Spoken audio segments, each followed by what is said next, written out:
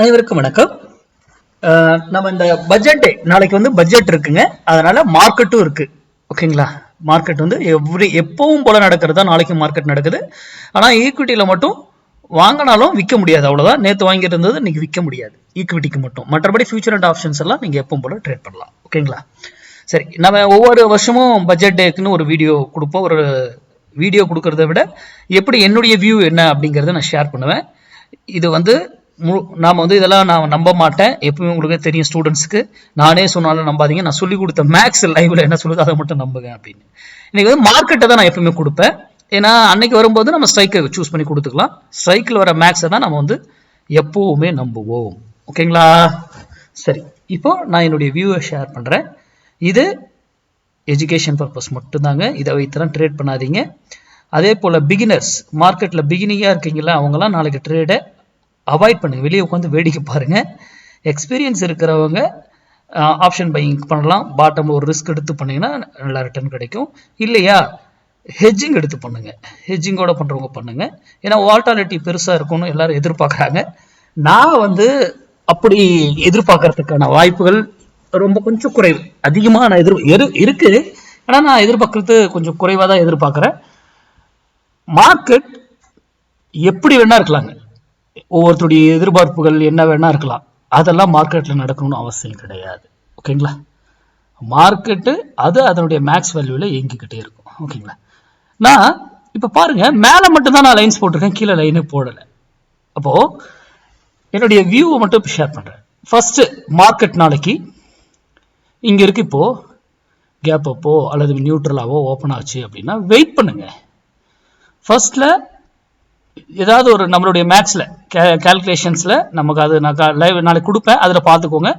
அதில் கிடைச்சதுன்னா என்ட்ரி கீழே இப்படி போயிட்டு அதுக்கப்புறம் ஏதாவது ஒரு ரிவர்சல் கிடைச்சி மேலே வரும்பொழுது இங்கே வரலாம். என்ட்ரி இங்கேயே எடுக்கணும்னா அது யுவர் விஷயம். நீங்கள் என்ன அங்கே சிக்னல் கிடைக்குதா, கன்ஃபர்மேஷன் கிடைக்குதா, இல்லை உங்களுடைய ஃபினான்சியல் ரிசர்ச் அனலிஸ்ட் யார்கிட்டயாவது கேட்டு பயன்படுத்துங்க. இப்படி வந்துட்டு ஃபர்ஸ்ட்ல கீழே வந்துட்டு கொஞ்சம் அதுக்கப்புறம் இப்படி போயிட்டு நான் ஒரு விலை சொல்றேன், அது இதுல வாய்ஸா சொல்றேன், நோட் பண்ணிக்கோங்க. ஓகேங்களா? இப்போ இந்த மாதிரி ஃபர்ஸ்ட்ல இறங்கிருச்சுன்னா, நல்லா இறங்குச்சுன்னா அதை வந்து பையிங் கன்ஃபர்மேஷன் நம்ம சொல்லி கொடுத்துருக்குறோம். அங்க எப்படி கன்ஃபர்மேஷன் பண்ணோம் அப்படிங்கிறதெல்லாம் தெரியும். மார்க்கெட் சப்போர்ட் அண்ட் ரெசிஸ்டன்ஸ் வச்சு நம்ம ட்ரேட் பண்ண மாட்டோம். ஆப்ஷன் பையர் எங்க வச்சு ட்ரேட் பண்ணுறது பாருங்க. இங்க வந்துட்டு மேபி ஒரு 10:50 or 11 இந்த டைமுக்கு ஏதாவது ரிவர்சல் கிடைக்குதா பாருங்க. ஓகேங்களா? இல்லை அதுக்கு முன்னாடியே கிடைச்சிச்சுனாலும் விட்டுருங்க. ஓகேங்களா? நான் வந்து இப்படி வந்துட்டு அதுக்கப்புறம் இப்படி போயிட்டு ஒரு ப்ரைஸ் சொல்றேன், 25,440 to 25,470.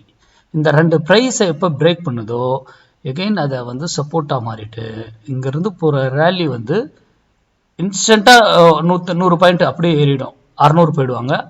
அதை பிரேக் பண்ணிச்சுனாக்கல 750 748 பக்கம் போவாங்க. அது பிரேக் பண்ணா 800 அது வரைக்கும் போறதுக்கு சான்சஸ் இருக்கு. ஆனா அந்த அளவுக்கு இங்க முதல்ல இதை பிரேக் பண்ணுமா, இதை பிரேக் பண்ணாதான் அந்த சான்சஸ்லாம். ஓகேங்களா? 25,440 470 பிரேக் பண்ணாதான். ஆனா இதெல்லாம் பிரேக் பண்ணா நம்ம போய் ட்ரேட் எடுப்போமா? கிடையாது. நம்ம மேக்ஸ்ல நம்ம கேல்குலேஷன்ஸ்ல எங்க என்ட்ரி கொடுக்குதோ அப்பதான் எடுக்கும். ஓகேங்களா? இது என்னுடைய வியூ மட்டும்தாங்க. உங்களுடைய டெக்னிக்கலை நீங்க அனலைஸ் பண்ணிட்டு அது இருக்கும்.